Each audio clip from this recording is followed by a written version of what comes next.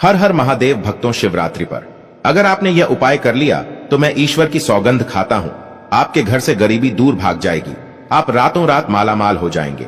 मैं भगवान भोलेनाथ की सौगंध खाता हूं। इस वीडियो को अंत तक देखें। आपका भाग्य चमक जाए तो मुझे बताना, लेकिन वीडियो पूरा ही देखना। और वीडियो के अंत में आपको मैं एक ऐसे वृक्ष की डाली बताऊंगा, वह यदि आप हमारे द्वारा बताए गए तरीके शिवरात्रि के दिन आप ले आते हो तो आपकी कायाकल्प बदल जाएगी। भक्तों, आपसे एक निवेदन है कि एक लाइक जरूर करें। अगर आप भगवान शिव जी से प्यार करते हैं, भोलेनाथ से प्यार करते हैं, माता पार्वती से प्यार करते हैं, तो एक लाइक जरूर करना। मित्रों, शिवरात्रि बार बार नहीं आती। सच्चे दिल से कमेंट बॉक्स में लिखें, हर हर महादेव, जय माता पार्वती। भक्तों, आप यकीन मानो, गुरु परंपरा से प्राप्त यह महा उपाय आपकी काया पलट कर रख देगा। आपकी दिन दुगनी रात चौगुनी तरक्की करेंगे। भक्तों, यह उपाय हम भी जरूर करते हैं। पौराणिक पुस्तक और शास्त्रों में लिखा उपाय आज हम आपको बता रहे हैं। यह उपाय महाशिवरात्रि के दिन जरूर करें। मैं ईश्वर की सौगंध खाता हूं, आपका भाग्य उदय हो जाएगा। दोस्तों, यह उपाय हमें हर महाशिवरात्रि के दिन जरूर करना चाहिए। भक्तों, आपको नमक के डिब्बे में सही मुहूर्त पर महाशिवरात्रि को एक गुप्त चीज को छुपाना है, और इस बात की हम 100% गारंटी देते हैं कि जैसे ही आप तंत्र शास्त्र के अनुसार उस गुप्त चीज को नमक के डिब्बे में छुपा रखेंगे, तो मानकर चलिए, इस उपाय को करने के बाद न केवल आपको आपकी जन्म जन्मांतर की गरीबी, परेशानी, कष्ट, वास्तु दोष और सभी तरह की समस्या से तुरंत के तुरंत मुक्ति मिल जाएगी, बल्कि अगर आपने इस उपाय को 15 फरवरी महाशिवरात्रि के दिन सही मुहूर्त पर कर लिया, तो मानकर चलिए, आपके जीवन में धन की वर्षा होगी। आपके जीवन में धन आने के रास्ते खुल जाएंगे। आपके जीवन में जो धन आएगा उसमें वृद्धि होगी। आपका बंद पड़ा व्यापार चल पड़ेगा। और मान के चलिए दोस्तों, आपके जीवन में आपको सुख, समृद्धि, वैभव, ऐश्वर्य की प्राप्ति होगी। आपके घर की बरकत होगी, आपके घर की उन्नति होगी। यह एक ऐसा उपाय है जो न केवल आपके बल्कि आपके पूरे परिवार के जीवन में एक चमत्कारी और सकारात्मक बदलाव लाएगा। सबसे पहले भक्तों, हम जान लेते हैं महाशिवरात्रि के बारे में। दोस्तों, धर्मशास्त्रों के अनुसार प्रकृति का यह नियम है, जो महाशिवरात्रि होती है वह गंगा जल की हर एक बूंद की तरह पवित्र मानी गई है, शुभकारी मानी गई है। हमारे हिंदू परंपरा में शिवरात्रि का बहुत महत्व है, और यह पर्व फाल्गुन मास के कृष्ण पक्ष की चतुर्दशी को मनाया जाता है। भगवान भोलेनाथ भोले भंडारी हैं। वे एक लोटा जल से भी प्रसन्न हो जाते हैं, मात्र एक बेलपत्र से भी अति प्रसन्न हो जाते हैं। लेकिन भगवान भोलेनाथ शीघ्र ही गुस्सा भी हो जाते हैं। जहां भगवान भोलेनाथ को कुछ चीजें प्रिय हैं, तो वहीं कुछ चीजें जिनका भगवान भोलेनाथ की पूजा में अगर इस्तेमाल ना किया जाए तो भगवान भोलेनाथ का पूजन अधूरा रह जाता है। वहीं कुछ चीजें ऐसी भी होती हैं जो अगर अनजाने में आप भगवान भोलेनाथ को अर्पित कर देंगे तो उससे भगवान भोलेनाथ आपसे रुष्ट हो जाएंगे। इसलिए भगवान भोलेनाथ की पूजा करते समय कुछ बातों का विशेष ध्यान रखना चाहिए। आज की इस वीडियो में हम आपको बताएंगे कि महाशिवरात्रि के पावन पर्व पर क्या करें, क्या ना करें। कौन सी ऐसी वस्तुएं हैं जो भगवान भोलेनाथ को अति प्रिय है, और कौन सी ऐसी वस्तु है जो भगवान भोलेनाथ को बिल्कुल भी प्रिय नहीं है, और कौन सी वस्तु है जो भगवान भोलेनाथ को भूल से भी अर्पित नहीं करना चाहिए। लेकिन उससे पहले आपसे एक विनती करते हैं कि अगर आपने अभी तक हमारे चैनल को सब्सक्राइब नहीं किया है तो चैनल को सब्सक्राइब करके बेल आइकन जरूर दबाइए, और सच्चे मन से, सच्चे हृदय से कमेंट बॉक्स में लिखना ना भूले, ओम नमः शिवाय। तो आइए सबसे पहले जानते हैं कि महाशिवरात्रि के पावन पर्व पर क्या करना चाहिए, जिससे भगवान भोलेनाथ और मां पार्वती का आशीर्वाद प्राप्त हो। महाशिवरात्रि के दिन भगवान भोलेनाथ की पूजा सफेद या लाल रंग के वस्त्र धारण करके ही करें। सफेद और लाल रंग के वस्त्र धारण कर भगवान भोलेनाथ का पूजन करना बहुत ही शुभ माना जाता है। यदि संभव हो तो इस दिन पूजा में बिना सिले वस्त्र पहने महाशिवरात्रि के पावन पर्व पर भगवान भोलेनाथ की शिवलिंग का पूजन अवश्य ही करें। शास्त्रों के अनुसार महाशिवरात्रि के दिन ही भगवान भोलेनाथ शिवलिंग के रूप में प्रकट हुए थे, इसलिए इस दिन शिवलिंग का पूजन करना सबसे ज्यादा श्रेष्ठ माना जाता है। शिवलिंग का पूजन करने से भगवान भोलेनाथ और मां पार्वती की असीम कृपा प्राप्त होती है। वैसे तो महाशिवरात्रि पर भगवान भोलेनाथ की पूजा रात्रि के चारों पहर में किया जाता है, लेकिन भगवान भोलेनाथ का पूजन प्रदोष काल में भी अवश्य करना चाहिए।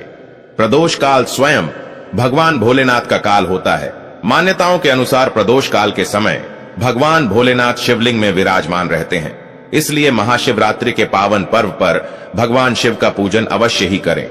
इस बार पंचांग के अनुसार फाल्गुन माह के कृष्ण पक्ष की चतुर्दशी तिथि की शुरुआत 15 फरवरी 2026 को होगी। दोस्तों, इस साल महाशिवरात्रि 15 फरवरी को मनाई जाएगी। वैदिक पंचांग के अनुसार चतुर्दशी तिथि 15 फरवरी को सुबह 9:10 शुरू होगी और 16 फरवरी को सुबह 6:17 समाप्त होगी। 2026 में शिवरात्रि 15 फरवरी को मनाई जाएगी। यह दिन भगवान शिव का आशीर्वाद पाने के लिए सबसे खास माना जा रहा है। अब बात करते हैं कि आप लोग किस पहर में कितने समय पूजन कर सकते हैं। प्रथम पहर पूजन समय 15 फरवरी को शाम 6:11 से रात 9:23 बजे तक रहेगा। दूसरे पहर का पूजन समय रात 9:23 बजे से 16 फरवरी की रात 12:35 तक रहेगा। तीसरे पहर का पूजन समय 16 फरवरी की रात 12:35 से सुबह 3:47 तक रहेगा। चौथे पहर का पूजन समय सुबह 3:47 से 6:59 तक रहेगा। दोस्तों, महाशिवरात्रि का अर्थ होता क्या है? तो सबसे पहले तो यह जान लीजिए, आप महा का अर्थ होता है महान शिवरात्रि का, मतलब होता है शिव की रात्रि, अर्थात भगवान शिव जी की महान रात्रि। महाशिवरात्रि इसलिए भी बेहद शुभ मानी जाती है। कहा जाता है इस दिन किसी भी व्यक्ति ने भगवान भोलेनाथ की थोड़ी सी भी पूजा साधना क्रिया कर ली तो उस व्यक्ति के जीवन की सभी मनोकामनाएं पूर्ण हो जाती हैं। उस व्यक्ति के जीवन के हर कष्ट खत्म हो जाते हैं और उस व्यक्ति के जीवन में धन आना शुरू हो जाता है। इससे भगवान भोलेनाथ अति शीघ्र ही प्रसन्न हो जाएंगे और आपको मनचाहा वरदान देंगे। महाशिवरात्रि पर भगवान शिव के साथ माता पार्वती का पूजन भी अवश्य ही करें। ऐसा करने से आपको भगवान शिव के साथ माता पार्वती का भी आशीर्वाद प्राप्त होगा। दोस्तों, हमारे हिंदू परंपरा में शिवरात्रि का बहुत महत्व है और यह पर्व फाल्गुन मास के कृष्ण पक्ष की चतुर्दशी को मनाया जाता है। माना जाता है कि एक दिन प्रकाश के रूप में शिवजी प्रकट हुए थे और शिवजी का विवाह माता पार्वती के साथ इसी दिन हुआ था। इस दिन अगर आप सिर्फ पूजा पाठ करते हैं तो यकीनन जीवन में सुखों की प्राप्ति होती है। दोस्तों, सभी लोग, सभी भक्तजन तमाम तरह के प्रयोग करते हैं, लेकिन अनजाने बस हम कुछ ऐसी गलतियां कर देते हैं कि पूजा में मिलने वाले पुण्य की जगह कहीं ना कहीं अभागी हो जाते हैं या फिर तुम्हारी पूजा ही निष्फल हो जाती है। ऐसे में वह कौन सी चीज जिन्हें भूल कर भी नहीं करना चाहिए शिव जी की पूजा में, और कैसे बचे, आइए जानते हैं। लेकिन दोस्तों, उससे पहले आपसे एक रिक्वेस्ट करते हैं कि वीडियो को लाइक करें, दोस्तों को शेयर कर दीजिएगा और सच्चे दिल से कमेंट बॉक्स में हर हर महादेव लिख दीजिए। आपने अभी तक चैनल को सब्सक्राइब नहीं किया है तो चैनल को सब्सक्राइब करके इस बेल आइकन को जरूर दबाइए। दोस्तों, सबसे पहले हम आपको बता दें, जब भी आप शिवालय जाएं और जल अर्पित करें तो जहां पर से जल बाहर निकलता है उसको कभी मत लांघे। उसे हम जलहरी कहते हैं, उसे लांघना नहीं चाहिए। उसे लांघने से बहुत दोष लगता है, आपका स्वास्थ्य भी खराब हो सकता है। दूसरी बात, आपने देखा होगा कि कभी शिवलिंग की पूरी परिक्रमा नहीं की जाती, आधी परिक्रमा जरूर करें। और दोस्तों, तुलसी के पत्ते कभी भी शिवजी को अर्पित न करना। शिवलिंग पर तुलसी नहीं चढ़ाई जाती क्योंकि तुलसी को श्राप मिला हुआ है। तुलसी का पूर्व जन्म में नाम वृंदा था। वृंदा जालंधर नाम के राक्षस की पत्नी थी। भगवान विष्णु ने वृंदा को श्राप दिया था कि वह लकड़ी की बन जाए। इसके बाद शिवजी ने जालंधर राक्षस का वध कर दिया। वृंदा को यह बात पता चली तो उसने स्वयं को अग्नि के हवाले कर दिया। माना जाता है कि जहां वृंदा ने अग्नि में आत्मदाह किया था वहां से तुलसी का पौधा उगाया। तब वृंदा ने भगवान शिव को श्राप दिया कि उनकी पूजा में कभी भी तुलसी की पत्तियां नहीं इस्तेमाल की जाएं और भक्तों कभी जाने अनजाने में शिवलिंग पर कुछ लोग सिंदूर अर्पित कर देते हैं। यह सब स्त्री शोभा की वस्तु है और वह तो ठहरे बैरागी, तो उन्हें यह चीजें कभी अर्पित नहीं करना चाहिए। हम जो पूजा करते हैं तो प्रभु की भक्ति में बहुत ज्यादा ही डूब देते हैं। ऐसे में और भी बहुत तरह की गलती हो सकती है। ऐसे में ध्यान रखें तो सफेद या लाल रंग के वस्त्र धारण करके पूजा कर सकते हैं। संभव हो तो इस दिन जब आप शिवलिंग पर जल अर्पित कर रहे हो तो तब जल के साथ दूध, दही, घी, शहद, शक्कर भी अर्पित कर सकते हैं, लेकिन शिवलिंग के ऊपर प्रसाद अर्पित करना नहीं चाहिए। आपको अगर प्रसाद अर्पित करना है तो नीचे किसी चीज में रखकर अर्पित करें। दोस्तों, महाशिवरात्रि के दिन अगर आप रात के समय पूजा करते हैं, प्रदोष काल में करते हैं, तो आपको इसके फल ज्यादा मिलते हैं। हालांकि रात्रि जागरण का भी विधान है। कुछ भूल कर भी कुछ ऐसे फूल है जिन्हें शिवलिंग पर अर्पित नहीं करना चाहिए। यह दिन साक्षात मंगलकारी है। इस दिन भगवान शिव की पूजा अवश्य करें और भगवान भोलेनाथ आपके घर में स्थायी रूप से वास करने वाले हैं, तो ऐसे में दिल खोलकर भगवान शिव की उपासना और भक्ति में लग जाए। दोस्तों, यह शुभ संयोग सालों के बाद बना है। महाशिवरात्रि के दिन आप व्रत अवश्य रखें। भगवान भोलेनाथ आपकी सभी मनोकामनाएं अवश्य पूर्ण करेंगे। ऐसे में अब जान लेते हैं महाशिवरात्रि के दिन में कौन सी गलती नहीं करनी चाहिए जिससे कि शिवजी नाराज ना हो।